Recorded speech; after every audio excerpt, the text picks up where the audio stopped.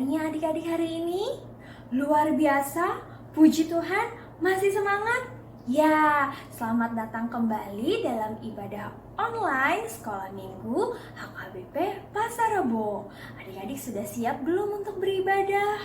Coba siapkan apa yang pertama? Siapkan Alkitabnya. Mana Alkitabnya? Ya, oke. Nah, selanjutnya sudah dilipat yang rapi belum ya uang persembahannya? Ya, adik-adik boleh lipat yang rapi, masukkan ke dalam kantong dulu. Nanti saat pujian persembahan, adik-adik bisa siapkan kembali. Nah, sebelum kita mulai ibadah, yang terpenting kita juga mau siapkan hati dan pikiran kita supaya fokus mendengarkan firman Tuhan. Yuk adik-adik, kita mau siapkan hati dan pikiran kita, lipat tangannya, tutup matanya, kita mau berdoa di dalam hati kita masing-masing.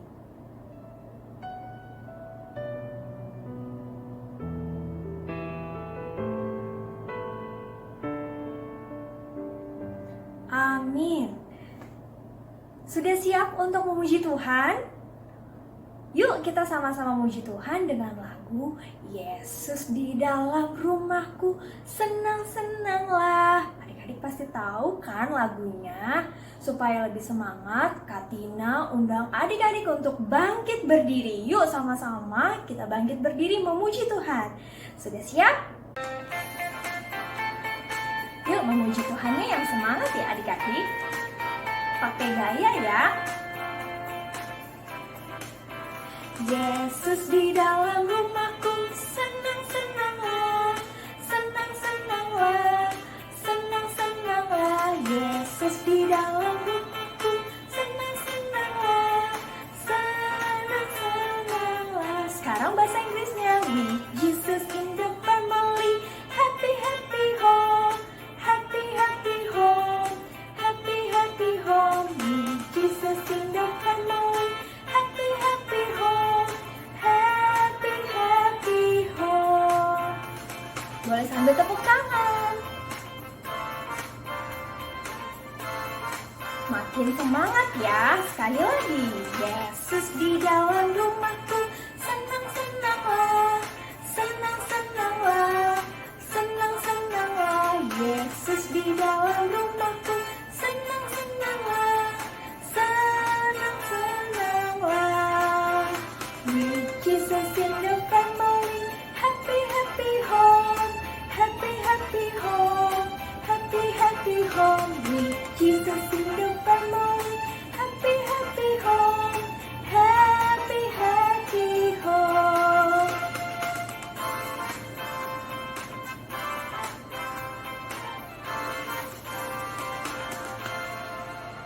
Nah, kita sekarang sudah mau siap untuk mendengarkan firman Tuhan. Yuk adik-adik boleh duduk yang rapi, duduk yang baik, dipersiapkan Alkitabnya. Kita sama-sama ya mendengarkan firman Tuhan. Anak-anak sekolah minggu, sebelum kita mendengar firman Tuhan, mari kita berdoa. Kita berdoa. Allah Bapa Surgawi, kami mengucap syukur untuk hari ini Tuhan memberikan kami kesempatan untuk mendengar firman-Mu. Karena itu Tuhan, berikan Roh-Mu yang menguasai setiap telinga, hati, dan pikiran kami bersama anak-anak sekolah minggu HKBP Pasar Rebo, supaya kami dapat mendengar firman-Mu dan menjadikan itu sebagai pelita dan pegangan dalam hidup kami. Inilah kami Tuhan, dalam Yesus Kristus kami berdoa dan mengucap syukur. Amin. Anak-anak sekolah minggu, firman Tuhan untuk kita minggu ini diambil dari kitab Yohanes pasal 11, dimulai dari ayat 24 sampai ayat 26. Anak-anak persiapkan Alkitabnya, Inang akan membacakan untuk kita dan anak-anak mengikuti di rumah masing-masing ya. Demikian dikatakan oleh firman Tuhan. Kata Marta kepadanya, "Aku tahu bahwa ia akan bangkit pada waktu orang-orang bangkit pada akhir zaman." Jawab Yesus, "Akulah kebangkitan dan hidup. Barang siapa percaya kepadaku, ia akan hidup walaupun ia sudah mati. Dan setiap orang yang hidup dan yang percaya kepadaku tidak akan mati selama-lamanya. Percayakah engkau akan hal ini? Nah, anak-anak sekolah minggu, Inang akan bercerita untuk kita, ya. Cerita tentang kehilangan seorang sahabat. Sahabat akrab, karib, sahabat lama yang sudah berteman selama 35 tahun. Lama bukan? Artinya, Inang mau katakan sahabat ini adalah sahabat yang sangat dekat, yang saling mengasihi antara satu dengan yang lain, dan saling menopang, saling menolong, karena sudah sangat lama bersahabat, ya. Nah, sahabat ini adalah seorang perwira polisi, dan dia juga seorang ibu pendeta. Nah, anak-anak tentu bertanya, kok Inang bercerita tentang orang meninggal sih? Ya, hari ini memang adalah peringatan kepada orang-orang meninggal. Kenapa harus dibicarakan orang meninggal? Apakah kita supaya sedih? Supaya ingat lagi saudara-saudara yang meninggal? Sama sekali bukan. Tetapi ketika kita bicara tentang orang meninggal, maksudnya adalah supaya kita diingatkan, kita disadarkan bahwa setiap orang pasti suatu saat akan meninggalkan dunia ini. Oleh karena itu, baiklah, selama masih diberi kesempatan untuk hidup, lakukanlah yang baik, yang berkenan di hadapan Tuhan, itu maksudnya. Kemudian yang kedua, orang meninggal, kalau dia meninggal di dalam Kristus, maka dia tidak akan mati, tetapi dia akan hidup selama-lamanya bersama Kristus. Itu adalah penghiburan bagi orang yang beriman, orang yang percaya kepada Tuhan Yesus. Itu maksudnya. Nah, jadi kalau Inang bercerita tentang sahabat yang meninggal, maksudnya adalah supaya kita mendapat makna, arti dari hidup seseorang yang hidup bersama Kristus. Nah, ceritanya begini.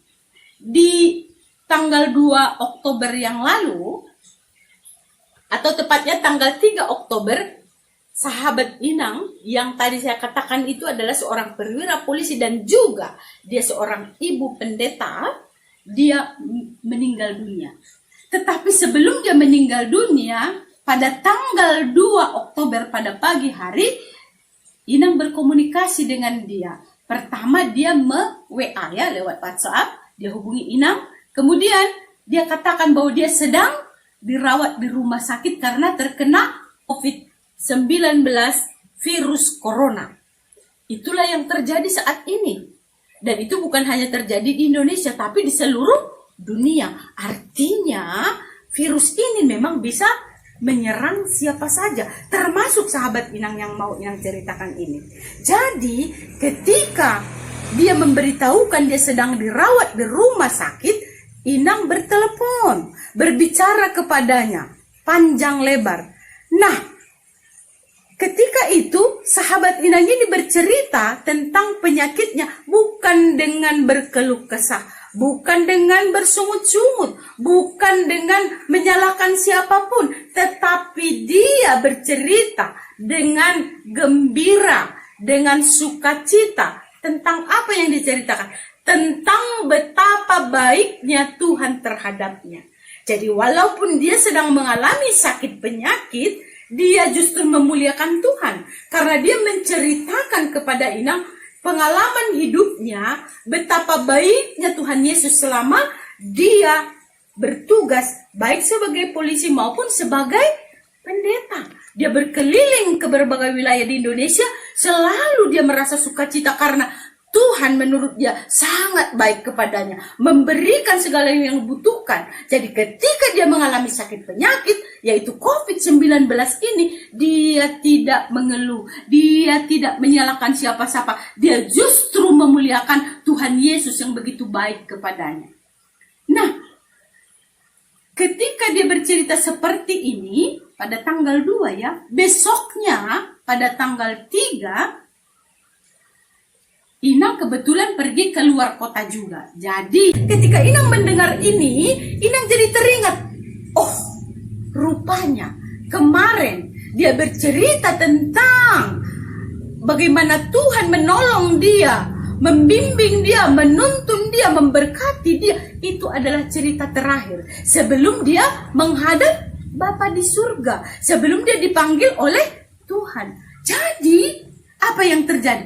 Inang merasa, oh rupanya itulah penghiburan bagi orang percaya, orang beriman. Walaupun mengalami penderitaan, walau mengalami sakit penyakit, tetapi tidak berkeluh kesah dan tidak berdosa, tidak menyalahkan siapa-siapa. Justru menyaksikan, mengatakan bahwa Yesus itu betapa baiknya terhadap dirinya.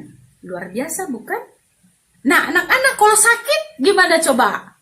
Ada nggak yang bersaksi atau malah sakit jadi nangis-nangis? Nah, kalau kita sebagai orang percaya harusnya dalam situasi yang enak pun, yang sehat pun, yang sakit pun, menderita pun, tetap kita harus mampu melihat kebaikan Tuhan, ya, dan hidup. Barang siapa percaya kepadaku, ia akan hidup walaupun ia sudah mati. Maksudnya apa ini? Nah, semua kita, ya seperti yang Inang ceritakan tadi itu, sahabat Inang yang seorang polisi dan pendeta itu, sama seperti kita. Semuanya kita juga pada saatnya akan mati, akan meninggal dunia, akan meninggalkan seluruh apa yang ada di dunia ini. Tetapi, ini yang terpenting, orang yang meninggalkan dunia ini, apabila dia beriman, percaya kepada Yesus sebagai juru selamatnya, ia tidak akan mati selama-lamanya. Karena apa? Karena Yesus mengatakan, aku adalah hidup dan aku adalah kebangkitan dan hidup. Barang siapa percaya kepadaku, ia akan hidup walaupun ia sudah mati. Itu perkataan Tuhan Yesus. Karena Tuhan Yesus adalah yang mempunyai kehidupan kita. Hidup di bumi dan hidup di surga adalah milik Kristus. Oleh karena itu, kalaupun meninggalkan dunia ini, berakhir hidupnya di dunia ini, apabila dia percaya kepada Yesus sebagai juru selamatnya, dia akan tetap hidup. Karena setelah kematian, di bumi ini akan ada hidup yang baru, yaitu hidup bersama Kristus di surga selama-lamanya. Itu yang Tuhan katakan hari ini.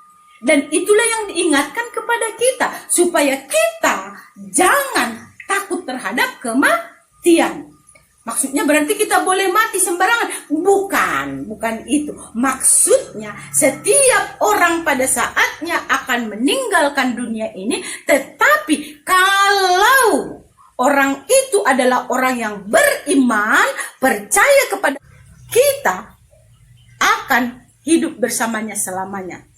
Nah, kalau begitu, bagaimana dong kehidupan kekal itu? Kan gitu. Ya, hidup bersama Kristus ada sukacita, ada kebahagiaan, tidak ada lagi penderitaan, tidak ada lagi kesakitan, hanya ada kebahagiaan di sana. Itulah hidup bersama Kristus. Tetapi selama kita hidup di bumi ini, kita harus melakukan hal yang baik. Taat, setia kepada ajaran Tuhan, supaya kita hidupnya itu sesuai dengan kehendak Tuhan. Bagaimana caranya? Kita ikuti semua firman yang diajarkan oleh Tuhan sendiri, ya. Semua firman Tuhan yang diajarkan kepada kita, kita hayati, kita taati, kita tetap setia kepadanya, supaya kita ketika kita hidup di bumi ini tetap baik adanya, kita mendapat berkat, dan apabila kita meninggalkan dunia ini pun, kita akan mendapat hidup kekal bersama Kristus. Itulah makna dari kehidupan bersama Kristus. Ya, anak-anak sekolah minggu, kalau begitu, kalau kita sudah tahu bahwa memang hidup ini adalah sementara, ya, dan semua akan berakhir dari dunia ini, kita pergunakanlah waktu sebaik-baiknya. Itulah maknanya hari ini. Maka diperingati, ya, supaya waktu yang Tuhan berikan hidup bagi kita saat ini kita pakai dengan baik. Rajinlah ke gereja, rajin berdoa, memuji Tuhan, mengasihi sesama manusia, terlebih-lebih mengasihi Tuhan dengan segala akal, budi, pikiran, kemampuan yang ada di dalam diri kita.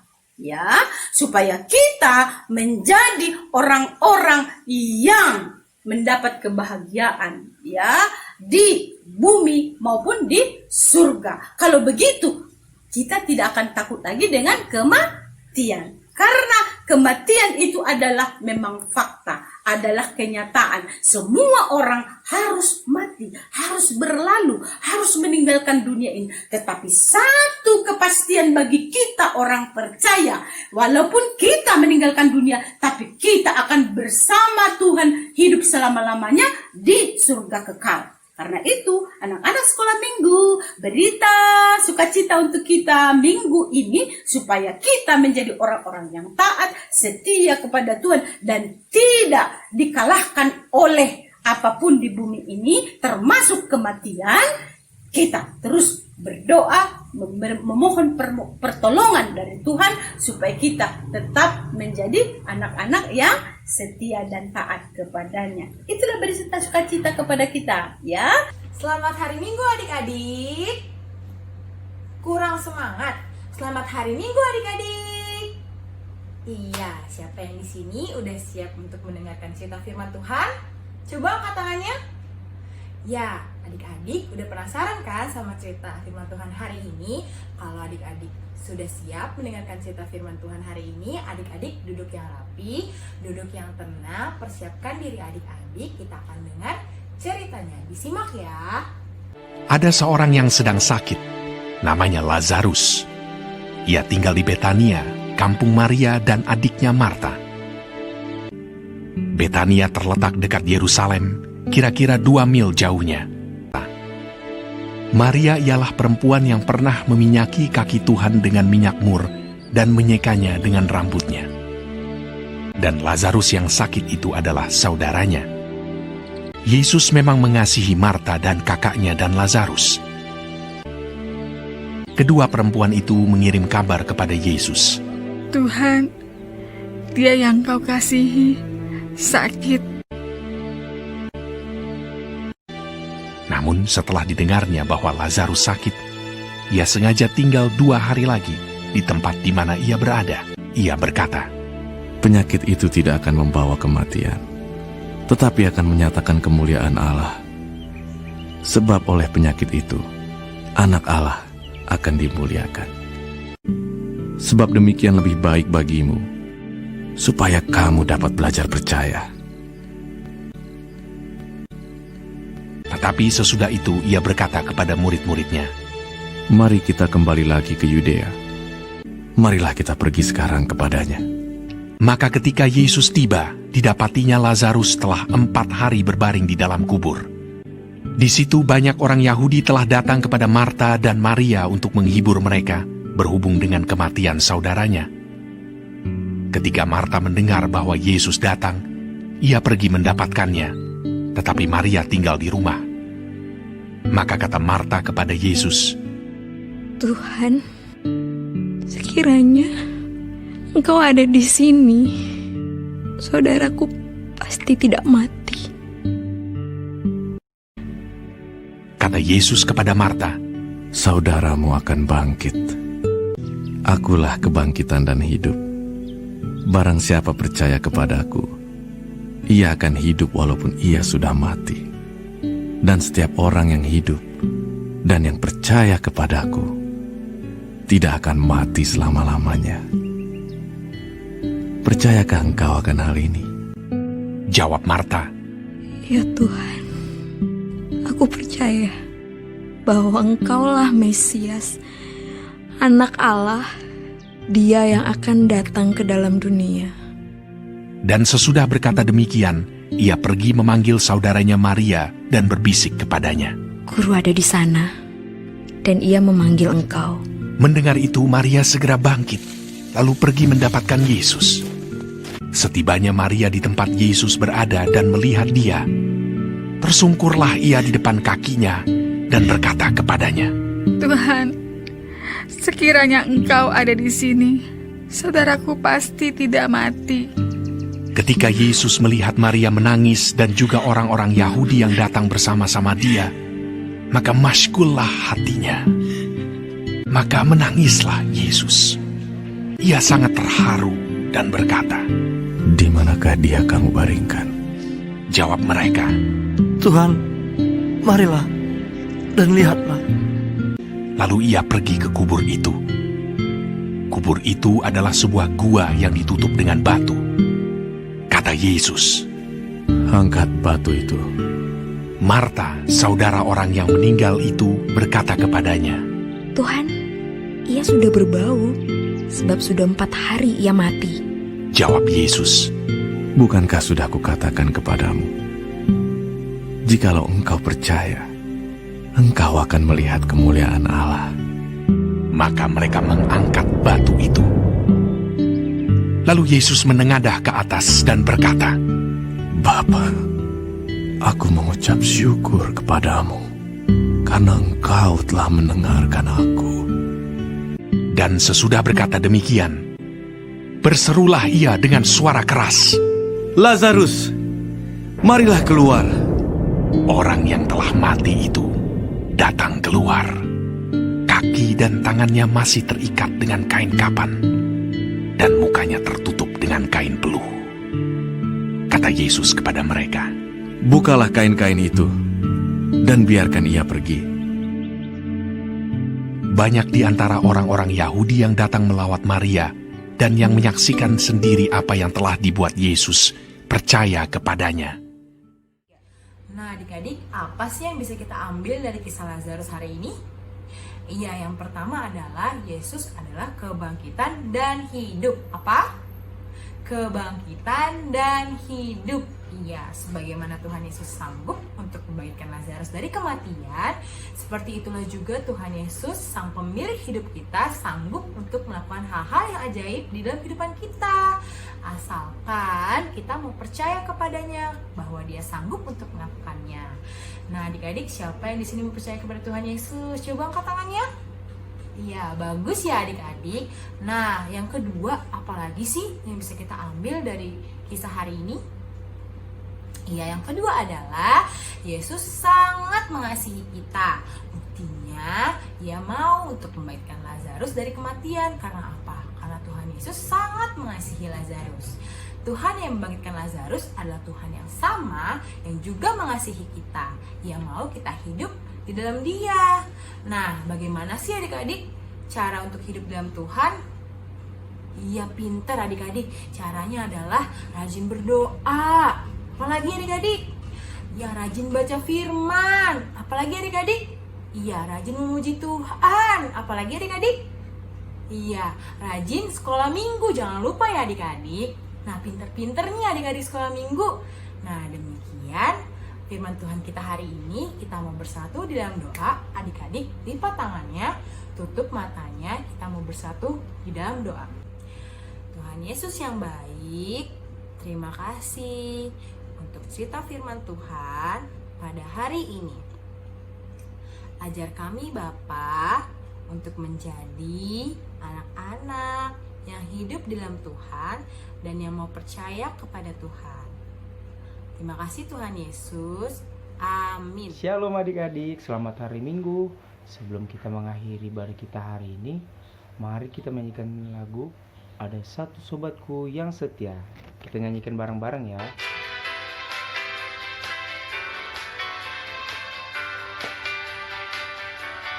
Ada satu sobatku yang setia, tak pernah dia tinggalkan diriku. Di waktu aku susah, waktuku sendirian, dia selalu menemani diriku. Namanya Yesus, namanya Yesus. Nama Yesus yang menghibur hatiku. Namanya Yesus, namanya Yesus, nama Yesus yang menghibur hatiku.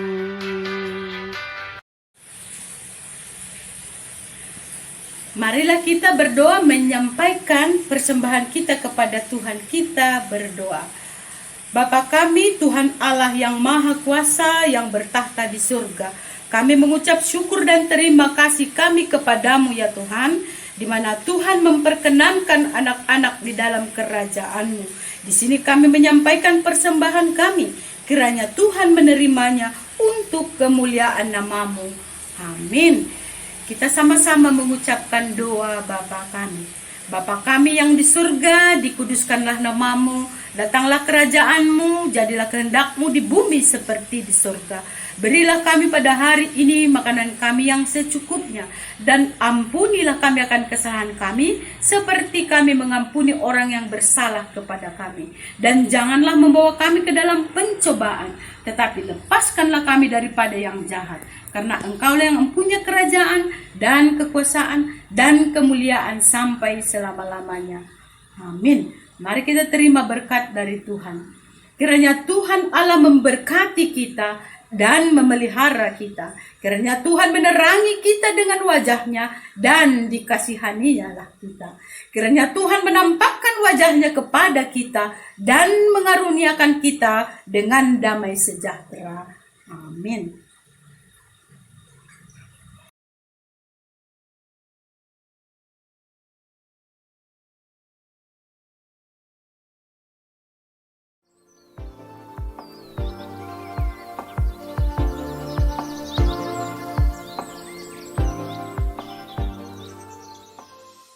Selamat hari Minggu adik-adik, bertemu lagi dengan Kakak Fani Utajulu hari ini. Hari ini kita akan membuat kegiatan kelas. Tadi kita kan sudah dengar firman Tuhan dan cerita firman Tuhan juga. Nah, tentang Yesus adalah kebangkitan hidup. Adik-adik, kita bisa bangkit itu karena belas kasihan Tuhan. Dan Tuhan merupakan perantara, Tuhan Yesus merupakan perantara kita untuk sampai kepada Bapa. Bagaimana caranya? Ia melalui pengorbanannya di kayu salib untuk mengampuni dosa kakak dan dosa adik-adik. Untuk itu, hari ini Kakak Fani mau bersama-sama dengan adik-adik membuat kegiatan kelas, membuat salib untuk pembatas Alkitab. Bagaimana cara membuatnya ya? Yuk kita sama-sama membuatnya.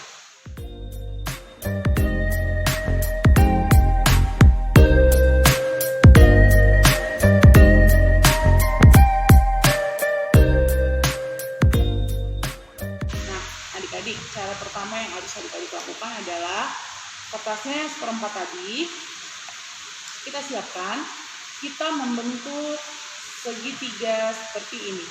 Pastikan adik-adik melipatnya rapih ya. Jika tidak bisa, minta bantuan papa dan mamanya seperti ini.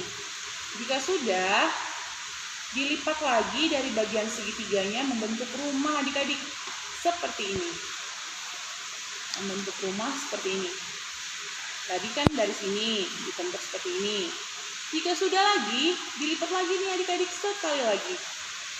Pertemukan sisi dengan sisi. Sebisa mungkin dilipatnya rapi. Seperti ini. Tadi sudah bentuk rumah seperti ini. Kita lipat dua lagi seperti ini adik-adik. Rapi, dilipat rapi. Kemudian menggunakan gunting, kita gunting persis di tengah. Pemakaian guntingnya harus hati-hati ya. Kita gunting seperti ini. Ya, jika sudah digunting seperti ini adik-adik. Kita buka pelan-pelan. Jadi tidak ya salibnya. Yeay, ternyata sudah jadi salib adik-adik. Kemudian bagaimana langkah selanjutnya?